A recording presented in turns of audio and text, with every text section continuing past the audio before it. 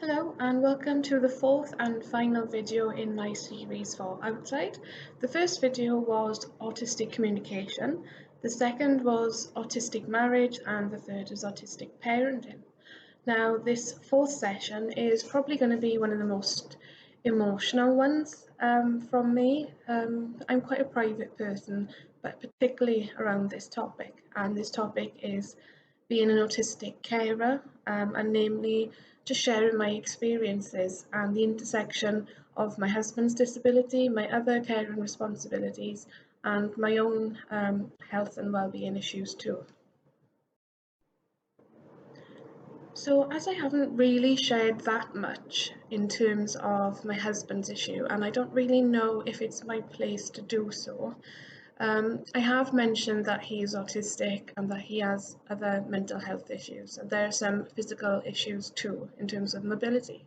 And I think that's as far as I'm comfortable divulging any information about him because, again, it's his choice.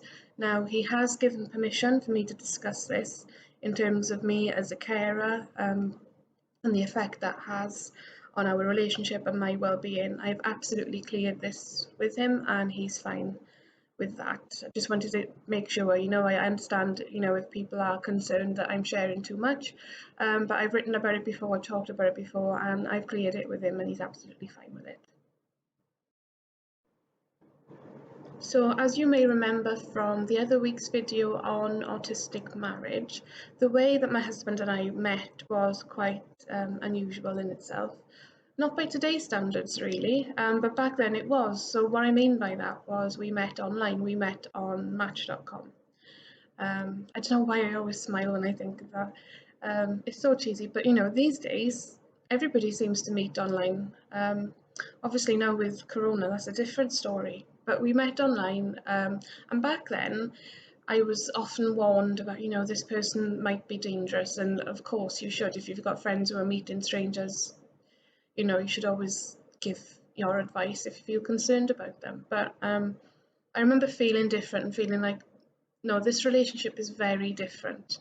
And both in terms of how secure I felt, how much I connected with him, how much of a friend he was to me, how much I trusted him, and how deeply I loved him so early on. I remember before we actually got to meet in person, I kind of knew I loved him already.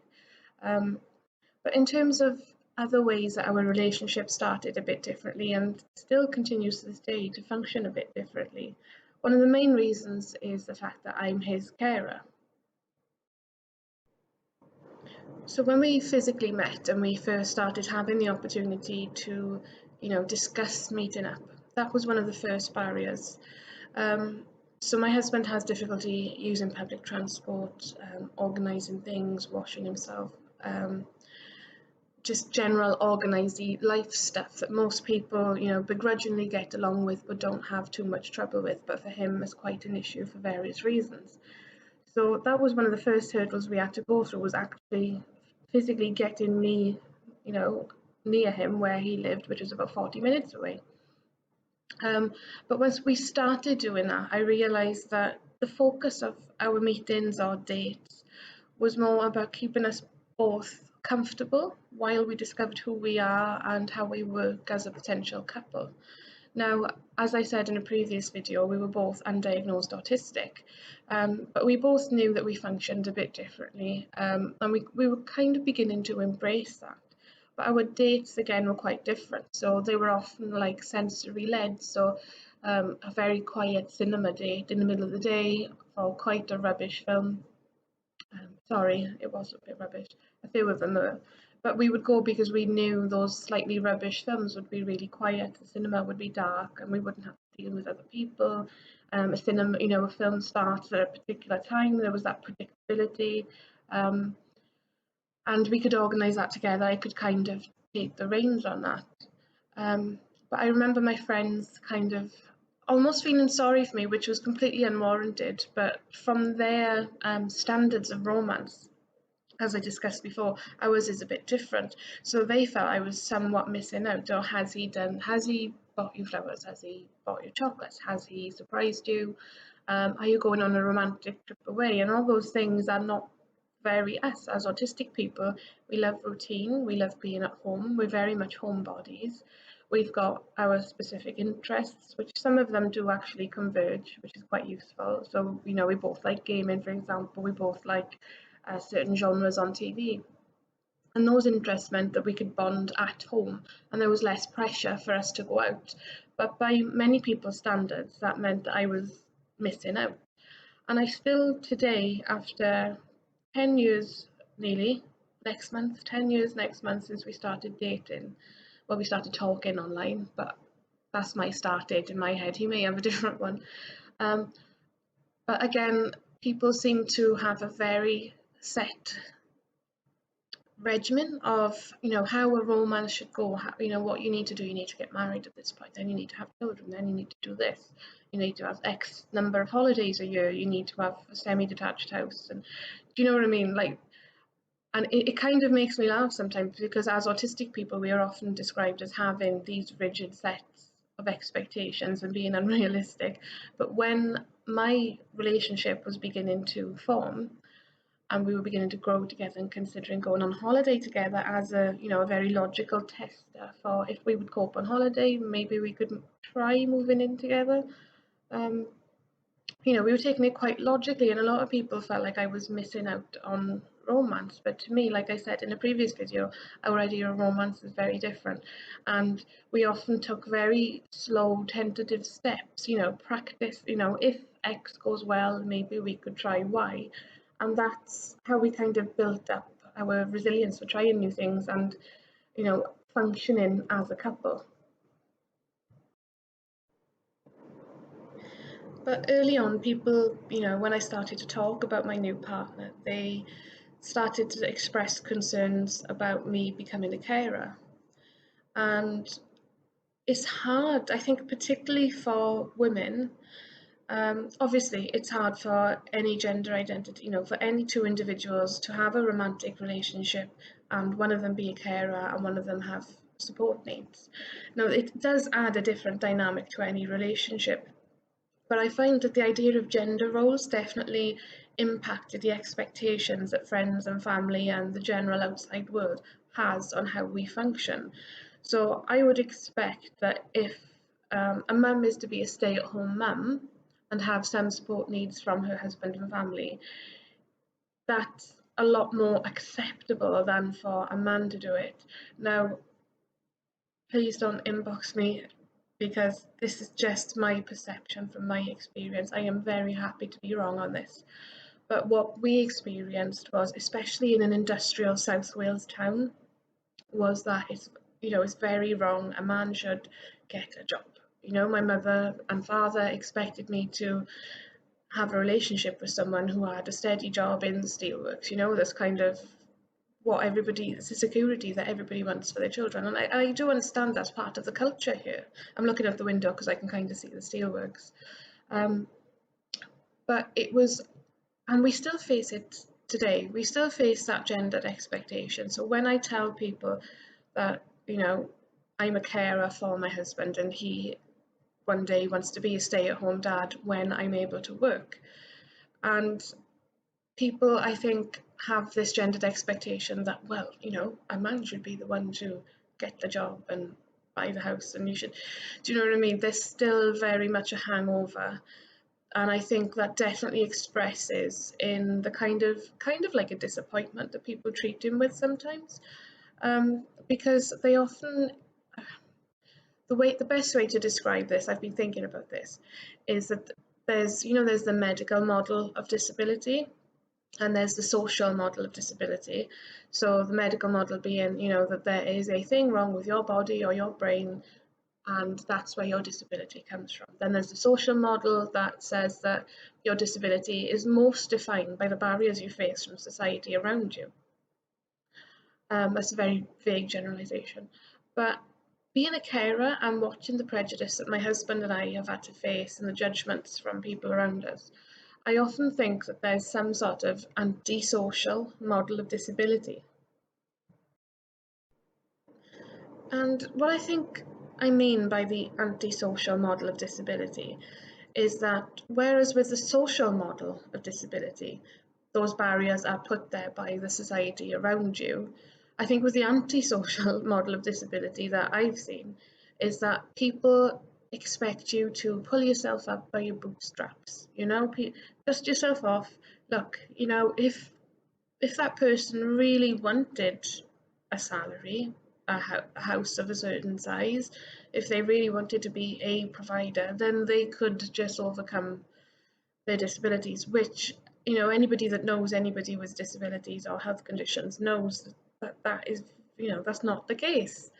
Um, but I find that because he's a man, he faces a lot of those, well, if he's a man, he could just, sort himself out kind of thing. And therefore, his struggles are often diminished and pushed aside. And as a result, so are the intense care needs that I have to provide. They are kind of diminished as well because, well, every woman looks after their husband. And again, I understand that to an extent is part of the culture, is kind of a hangover from the past. But then again, when you do provide round the clock care and your relationship as a result functions very differently to most of your peers, then diminishing that because of some weird gender hangover expectation, it's really quite difficult to deal with. So when I mentioned earlier that the Carers Centre offered me 6 free talking therapy sessions, I took it up, definitely. I think our second baby was a couple of months old, our first was around about 3. So, in terms of a carer, I had basically a newborn, I had a toddler, and I was a full-time, and still am, a carer for my husband. So, me as a new mum, as a carer, I was really struggling to remember any parts of who I was, outside of someone needing something from me. So it was really quite an emotional time. I didn't quite know where my career was going. I was on the cusp of being diagnosed with autism. So, all these discoveries were really quite, converging at the same time. So when these were offered, I took them up. And obviously, I'm not going to go into everything I said there because it was, it's great just to get it all out there with someone who was neutral, someone that didn't know our story, and they didn't feel they had to have a certain allegiance to one of us. Not that we are at war, but somebody who is neutral, who can understand and not judge him when not judge me for the things I do, or judge him, or just, not judge him.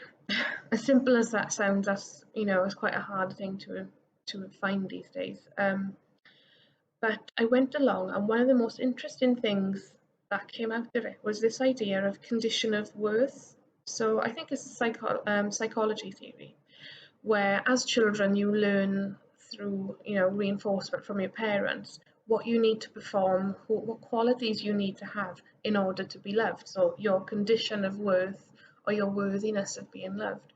So she asked me at the end of one of the sessions what my condition of worth was. And I think for the next week, I was thinking. I asked a couple of people their opinions, and I didn't really agree with what they said.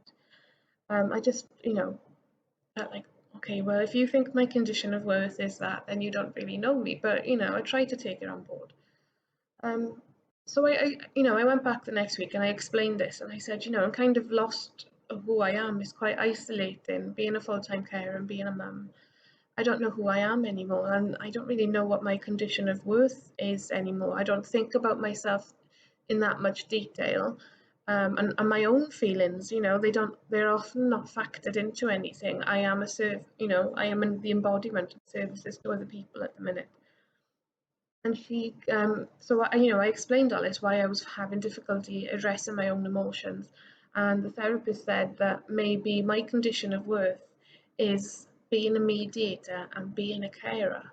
In school, I was the one, I've still got friends now who I stopped from being bullied. So the teachers would, um, any new kids or kids that were being bullied, they'd be partnered up with me because I would kind of take them under my wing.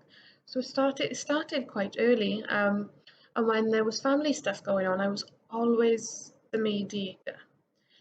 Um, well, it felt like I was. I could have been pretty useless.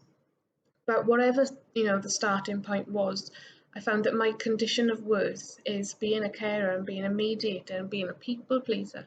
Now, I know this is definitely one quite common problem for autistic women and girls, wanting to people please because you're not quite sure of how else to fit in. Now, I'm not sure if that's directly related to autism, but maybe it is. Maybe it is a pattern of relationships that I find, I've done this before. I know how this goes. Um, so that really, really opened things up really in how I think about um, expectations about myself. It makes me put on the brakes sometimes and consider, do I, there are things I definitely need to do in a given day as a mum and as a carer. There are unavoidable tasks I need to do. But, you know, have I assimilated being the task completer of the day? Have I become so much of a carer since my childhood that I don't know what my own needs and wants are anymore, which is, kind of concerning.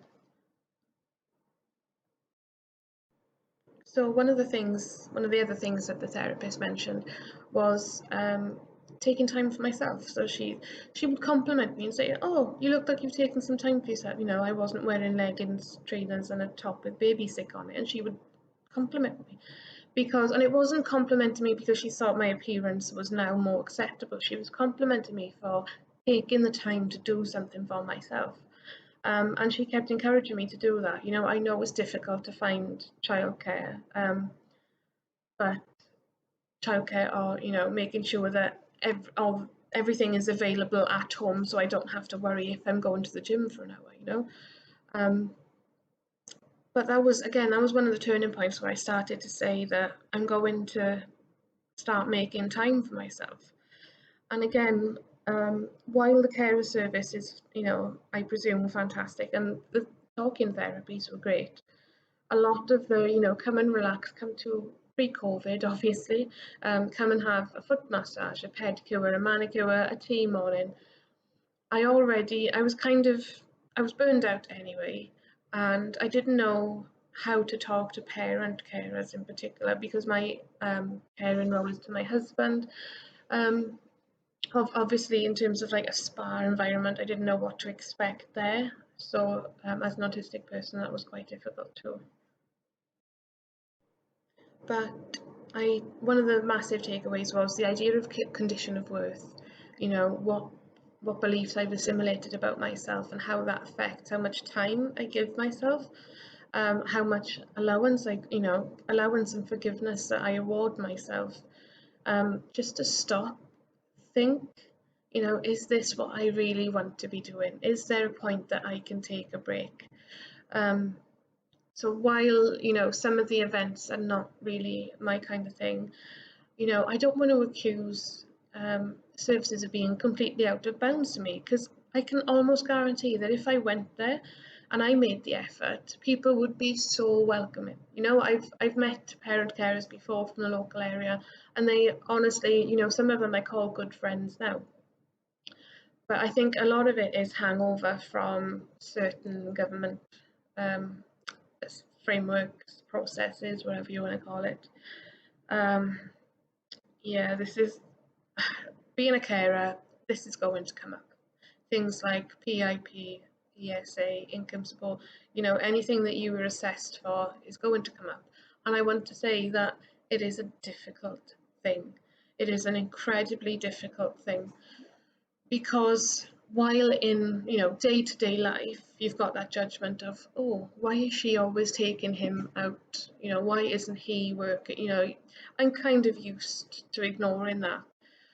But when you've periodically every year, every other year have to create these massive documents where you and your husband, with the help of citizens advice who are fantastic, for example, when you have to make appointments to go and outline the realities of your life, and how difficult that is, and write it all down.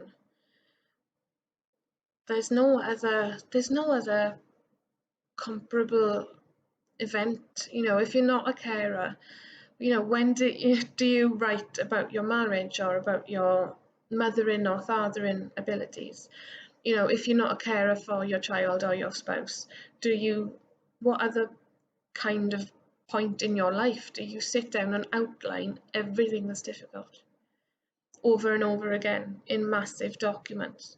It's so, I understand that they've got to assess needs and they've got to judge, but it can be such an inhumane process, and it's a horrible process for my husband. I can see him feeling guilt for having the support needs that he does have, and it takes us a long time to dig ourselves after that, and knowing in our hearts, in our very jaded hearts by now, that it's going to be a mandatory reconsideration probably, and that our money in the past has been cut off out of nowhere. It's a horrible process, and I don't think it's quite isolating in itself, because a lot of friends who are not carers for their husbands or anybody else, I don't think unless you've been through it, you don't quite understand how emotionally draining it is to have medical, medical professional um, people judge the nitty gritties, a day in, a day out of your life, and see your home in such a brutally visceral, honest way. I don't think there's, unless you've been through it, you can really understand. And that in itself is quite isolating. Now, if you're like me and you've got good friends, you can take the time to explain that, and people will remember it and ask you questions and genuinely care. But I think unless you've felt that almost feral protectiveness of your spouse or your child, you don't know what that feels like. Um, Having to stand up for someone's basic human rights because the government is judging them. It's a horrendous thing.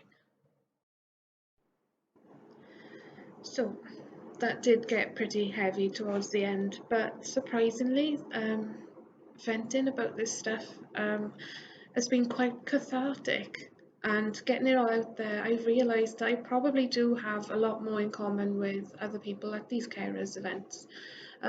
So maybe I have talked myself into attending. So maybe once slash if we get back to normal after Corona, or if there's anything I could join online, um, I think maybe I do have more in common than I've thought, and maybe I was putting those barriers up myself. So, thank you for watching, but also thank me for making this video. I'm going to thank myself for making this video, because I think I've just had a little realization that I may have new support networks that I don't know about yet.